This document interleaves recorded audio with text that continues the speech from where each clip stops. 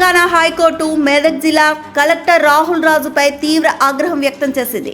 Court ధిక్కార్కు పాల్పడ్డారని తేల్చి 6 నెలలు సాధారణ జైలు శిక్ష విధించింది. అదనంగా 2,000 రూపాయల జరిమానా విధిస్తూ మంగళవారం తీర్పు వెలువరించింది. మెదక్ జిల్లా మనోహరాబాద్ మండలం బోనాల్ గ్రామానికి చెందిన లక్ష్మి దాఖలు చేసిన పిటిషన్పై విచారణ జరిగింది. భూ వివాద కేసులో గతంలో ఇచ్చిన కోర్టు ఆదేశాలను కలెక్టర్ అమలు చేయలేదని ఆరోపణ.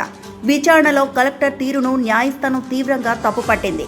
కోర్టు ఆదేశాలను అమలు చేయకపోవడం తీవ్రమైన అంశమని స్పష్టం చేసింది. తీర్పుపై పైకోర్టులో అప్పీల్ చేసుకునేందుకు కలెక్టర్కు 4 వారాల గడువు ఇచ్చింది. అప్పటి వరకు శిక్ష అమలును వాయిదా వేస్తున్నట్లు ఉత్తర్వులో పేర్కొంది.